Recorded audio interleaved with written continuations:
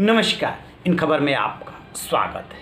मैं विद्याशंकर तिवारी हूँ। कांग्रेस की अंतरिम अध्यक्ष सोनिया गांधी ने आज विपक्षी दलों की बैठक बुलाई है। सबकी नज़रें इस बैठक पर लगी है। मीटिंग जो है वर्चुअल होगी, कौन कौन शामिल होता है। दरअसल G23 यानी जो असंतुष्ट धड़ा है उसके नेता कपिल सिब्बल ने 10 तारीख को अपने जन्मदिन पे दावत दी थी, जिसमें विपक्षी दलों का जमावड़ा लगा था। उसमें गांधी परिवार से कोई शामिल नहीं हुआ था, विपक्ष के सारे दिग्गज शामिल हुए थे। तभी से ये अटकलें लगने लगी थी कि सोनिया गांधी या राहुल गांधी जरूर कोई ना कोई मीटिंग बुलाएंगे, क्योंकि एक तो गांधी परिवार से पूछा नहीं गया, जन्मदिन के बहाने ये मीटिंग बुलाई गई और उसमें पहुंच गए विपक्ष के वो सभी बड़े नेता जो संसद सत्र के दौरान राहुल गांधी के ब्रेकफास्ट में भी नहीं आए थे। आपको बता दें कि जब राहुल गांधी ने ब्रेकफास्ट पे विपक्षी नेताओं को बुलाया था तो कुछ तो बड़े नेता पहुंचे थे, बाकी तमाम दलों ने अपने पार्टी के दूसरी तीसरी लाइन के नेताओं को भेज दिया था। राहुल गांधी वहां से आंदोलन करते हुए पहुंचे पार्लियामेंट और मैसेज भी देने की कोशिश की, लेकिन वो इम्पैक्ट नहीं आया, क्योंकि कहते हैं कि आम आदमी को बुलावा गया था, आम आदमी नहीं आई। दूसरी बात ये भी है कि आम आदमी को बुलाया भी नहीं गया था। कपिल सिब्बल के यहाँ जो पार्टी हुई उसमें आम आदमी पार्टी के संजय सिंह शामिल हुए। अब इसके बाद सोनिया गांधी जो मीटिंग बुलाई है तो दोनों मीटिंग की तुलना तो होगी। अब कपिल सिब्बल से भी पहले चलें तो आपको याद होगा पिछले महीने पश्चिम बंगाल की मुख्यमंत्री ममता बनर्जी आई थी, तो वो जो है नेताओं से मिली थी, जिसमें सोनिया गांधी और राहुल गांधी भी शामिल हैं। शरद पवार और लालू यादव से फ़ोन पे बात की थी और तब उन्होंने कहा था कि वो हर महीने दिल्ली आएंगी और विपक्ष को एकजुट करेंगी। तो एक इनके अंदर खाने जो है कि विपक्ष यदि एकजुट होता है तो उसकी अगुवाई कौन करेगा, एक लड़ाई ये है।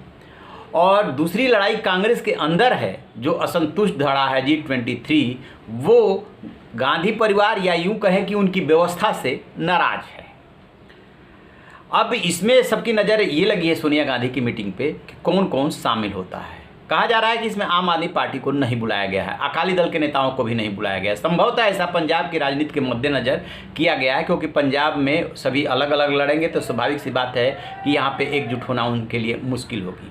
लेकिन जब वो वर्चुअल मीटिंग करेगी उसमें जो अभी कन्फर्म खबर है उसमें पश्चिम बंगाल की मुख्यमंत्री ममता बनर्जी, झारखंड के मुख्यमंत्री हेमंत सोरेन, तमिलनाडु के मुख्यमंत्री स्टालिन और इधर से शरद पवार भी शामिल होंगे। तमाम नेताओं को उन्होंने आमंत्रित किया है। तो नज़र इस बात पे है कि कौन कौन इसमें शामिल होता है। मान लीजिए कि आम आदमी पार्टी से कोई शामिल नहीं होता है, बसपा को लेकर के भी अभी कुछ क्लियर नहीं है, तो उस मीटिंग में जो आए थे उसमें सीताराम येचुरी भी पहुंचे थे, डी राजा भी पहुंचे थे, लालू यादव पहुंचे थे, शरद पवार पहुंचे थे, अखिलेश यादव पहुंचे थे। तो निश्चित रूप से उस मीटिंग से इसकी तुलना होगी। और जब तुलना होगी तो अब ये सवाल खड़ा होगा कि आखिरकार इस मीटिंग का मकसद क्या था। क्या उस मीटिंग का जवाब देना मकसद था या विपक्ष की एकजुटता मकसद है। तो देखिए कांग्रेस को क्या दिक्कत आ रही है। कांग्रेस अपना फुल फ्लेज प्रेसिडेंट नहीं बना पा रही है। कहा जा रहा है कि सोनिया गांधी को अगले महीने इलाज के लिए बाहर जाना है, उससे पहले इनको ये मीटिंग करनी थी। तो जो G23 डिमांड करता रहा है कि नीचे से लेकर के ऊपर तक चुनाव हो, पूर्णकालिक अध्यक्ष हो, सबके लिए अवेलेबल हो, वो आज तक तो कांग्रेस कर नहीं पाई। राज्यों के जो चुनाव हुए हैं एक के बाद एक करारी शिकस्त मिली है, लिहाजा उसको लेकर के कांग्रेस हाईकमान 10 जनपद हो चाहे 12 तुगलक लेन हो, दबाव में तो है।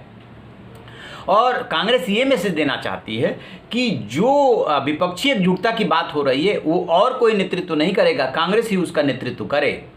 और उधर से विपक्ष का कहना है कि जहां कांग्रेस मजबूत है वहां पे क्षेत्रीय दल अपना उम्मीदवार न उतारे, जहां जहां जिस लोकसभा क्षेत्र में मजबूत है, और जहां पे क्षेत्रीय दल मजबूत है वहां पे कांग्रेस अपना उम्मीदवार न उतारे।